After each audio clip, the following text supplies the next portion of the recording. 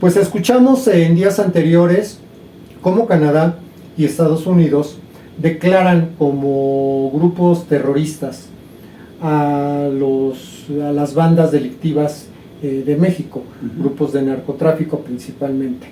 ¿Qué opinión tienes al respecto? Híjole, la verdad es que tengo una opinión ambivalente. No es lo mismo, por ejemplo, que hayamos sido los mexicanos, que por cierto no lo hemos hecho como país, declarado a estos grupos como terroristas, que lo haga Estados Unidos. Digo, al final del día Estados Unidos es una potencia mundial, tiene mucha injerencia en el mundo, se sienten de hecho el policía del planeta, ¿no? Sí.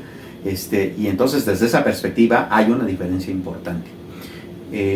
Entonces, si me permites, te divido la respuesta en dos. Primero, nosotros debimos haber declarado primero a los cárteles del crimen organizado como grupos terroristas. Mi respuesta contundente es sí, claro que sí. ¿Por qué?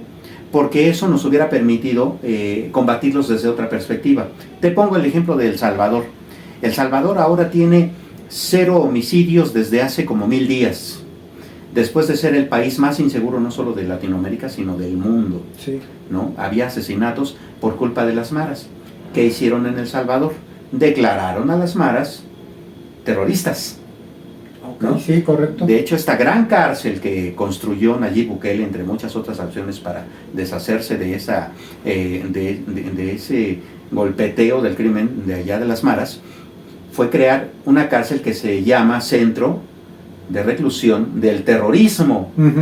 Y ahí metieron a las maras, a los líderes de las maras, a todos los mareros y demás. Sí. ¿No?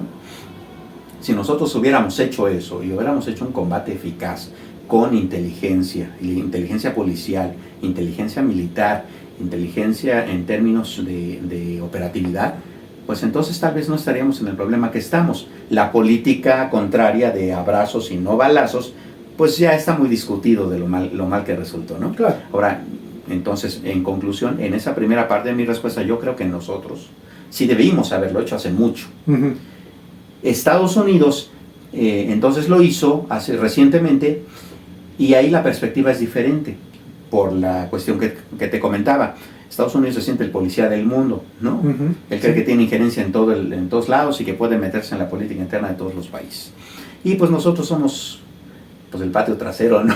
Sí. Somos el país de allá abajo, el del sur, ¿no? Etcétera. El problema que Estados Unidos establezca como grupos terroristas a los cárteles mexicanos va más allá de una simple clasificación. Tal vez el riesgo mayor sería que entonces su legislación les permitiría incursionar militarmente en nuestro territorio para aniquilarlos, ¿no? Podrían hacerlo según su legislación, han dicho que no. De hecho, se le ha preguntado bastantes veces en estos días a Marco Rubio, el secretario de Estado, y él ya ha dicho no, o sea, va a haber colaboración, inteligencia, y se está notando, ¿no? De repente hay embarcaciones que vienen de la base militar de San Diego y andan por las aguas del Pacífico mexicano, ¿no? A pesar de que dicen que son aguas internacionales, o estos aviones que ya cruzan por el Golfo de California y van espiando, ¿no? Sobre toda la parte de Sinaloa, o también estos otros que tienen sobrevolando la línea fronteriza, ¿no? Claro. Entonces ya están haciendo labores de inteligencia justamente porque ya declararon a los cárteles mexicanos terroristas, ¿no? Pero las consecuencias son mayores.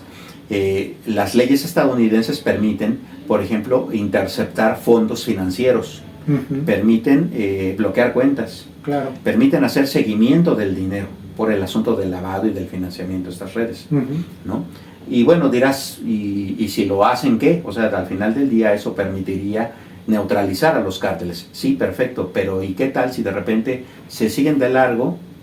Y entonces cualquiera estaría amenazado en sus finanzas y en sus... Sí, por supuesto. ¿No? Sí, porque claro. Pues tienen ese poder, ¿no? O sea, técnicamente lo tienen. Sí. ¿Qué tal si empiezan a utilizar políticamente eso para quitarle todavía más libertad económica, no solamente al país, sino a las empresas y a las personas, ¿no? Y otro riesgo mayor, la ley estadounidense dice que toda entidad privada o empresa o persona que colabore con estas bandas delictivas declaradas terroristas, pues también son sujetos de pena, ¿no? ¿Y qué pasa, por ejemplo, si tú que tienes una farmacia llegan y te cobran el derecho de piso, porque lo hacen, ¿no? Y tú, para no verte en problemas, les pagas el derecho de piso, entonces ya colaboraste con ellos y ya eres susceptible de que también tú tengas sanciones. Claro, sí, ¿no? Y claro, también en Estados Unidos pasa. México tiene una denuncia, una demanda en las cortes estadounidenses en contra de las armadoras de armas porque permiten su tráfico de armas a México. Esas empresas estadounidenses que construyen armas también van a ser acusadas de colaborar con nuestros cárteles, que son ahora grupos terroristas, porque pues la justicia tiene que ser pareja, ¿no? Sí, así es. Entonces hay muchos riesgos sociales, financieros, militares, políticos. Es complicado. Desde la perspectiva de Estados Unidos hay bastantes riesgos. ¿Qué porcentaje le darías de aprobación y qué porcentaje de desaprobación? Mira, que nosotros lo debimos haber hecho hace mucho, el 100%, queda claro.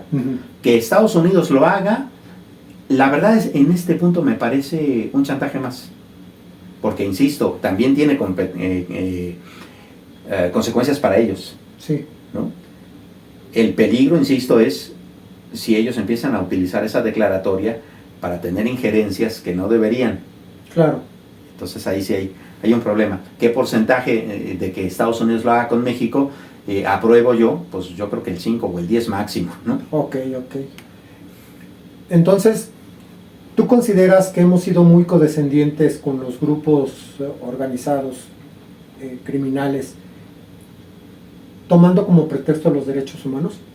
Por supuesto, pero no nada más pasa con ellos. O sea, ¿cuántas personas de a pie, cuántos ciudadanos como tú y como yo que andamos en las calles y que de repente sufrimos algún tipo de delito, llegamos al Ministerio Público y nos damos cuenta de que protegen más al delincuente que a uno, ¿no? Sí, como ciudadano.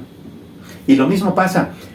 Hay un gran ejemplo que está pasando en este momento de cómo de repente eso termina siendo muy injusto. Detienen hace unos meses al Mayo Zambada de una manera muy irregular, si es cierto, se lo llevan de Sinaloa, lo aterrizan en Texas, ahí las autoridades estadounidenses lo apresan y se lo llevan a una de sus cárceles y ahora está en juicio, ¿no? Y el Mayo Zambada le acaba de enviar una carta, ¿no?, al gobierno mexicano diciéndoles, a mí repátrienme porque estos cuates me secuestraron y entonces estoy aquí y qué tal si como no hubo extradición entonces me dan la pena de muerte.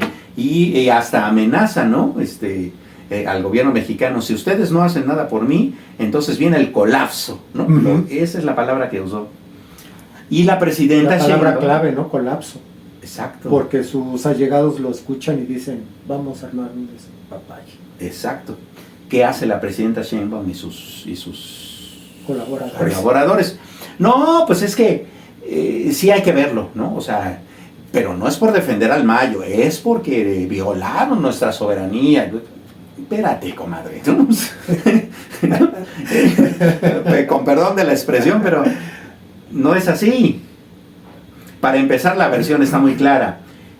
Fue un mexicano el que lo secuestró, pues todos sabemos quién, o sea, uno de los hijos de Chapo Guzmán, se lo lleva en un avión, con engaños o con amenazas, o con haya sido como haya sido, diría el clásico, y lo aterriza ¿no?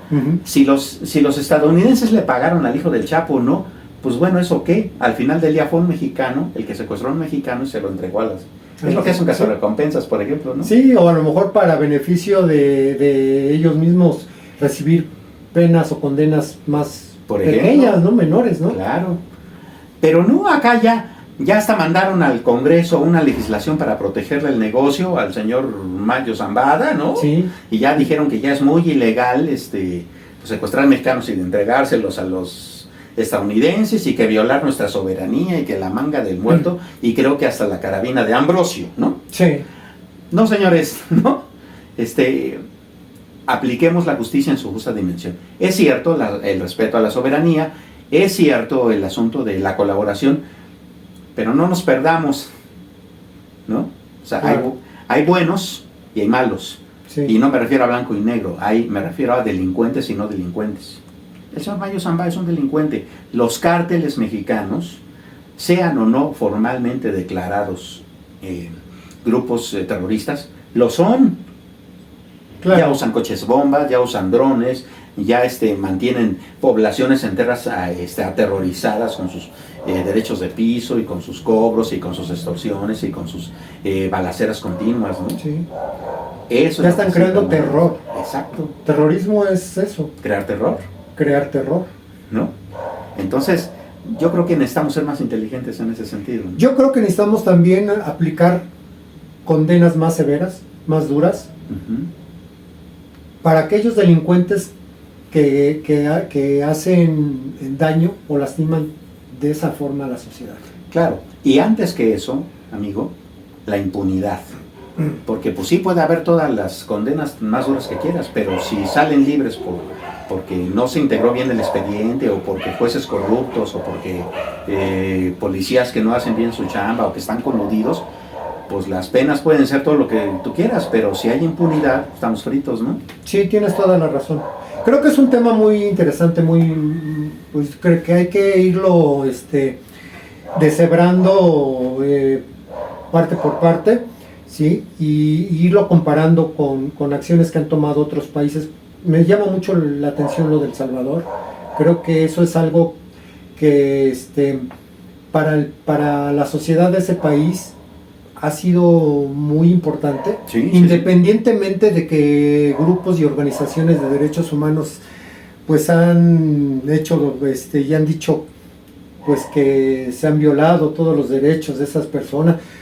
Yo creo que el que daña, el que lastima, el que viola a tus hijas, tiene el que a perder tus sus hijos, el que derechos. no tiene derecho, Claro. simplemente. Pero es un tema que tocaríamos posteriormente, si tú me lo permites, mi querido Sí, Samuel. claro, porque es muy amplio. A ver, aquí en México pasó algo bien interesante. Ujú. Pasó en la elección de la que acaba de Sí, suceder, ¿no? la anterior, la del año pasado. Hubo elecciones en las cárceles, ¿no? Sí, sí, pudieron Pudieron como votar. ¿no? Claro, Sí, son- votaron los que no están sentenciados, ¿no? Pero entonces, ¿por qué hay tanto que no está sentenciado en las cárceles? Es estúpido. Las Por donde lo veas, es no, es que estúpido. mira, las cárceles son un tema muy aparte, o sea, también es Claro. un tema, pero muy aparte. Muy aparte. El interior de las cárceles, que también se tiene que hablar las cosas como son. Y yo lo siento por aquellas familias y Ujú. socios que, pues, lamentablemente tienen algún amigo o algún familiar al interior de ellas. Pero creo que es mayor la sociedad que pide otro tipo de reformatorio para estas personas Por que las que supuesto. actualmente existen. Empezando por el hecho de que hay mucha gente afuera que debería estar adentro y hay mucha gente adentro que no debería estar ahí. Pero lo tocamos, ¿te parece bien Con mucho en gusto. una siguiente ocasión? En otro Con mucho podcast? gusto. Claro. Pues muchísimas gracias por tu opinión con respecto a este tema de la declaratoria, ¿no?, de Canadá y Estados Unidos como grupos terroristas, Ujú. ¿no?, cárteles mexicanos. Creo que va a seguir dando mucho de qué hablar. Muchísimo. Así es. Muchas gracias. A ti. Samuel.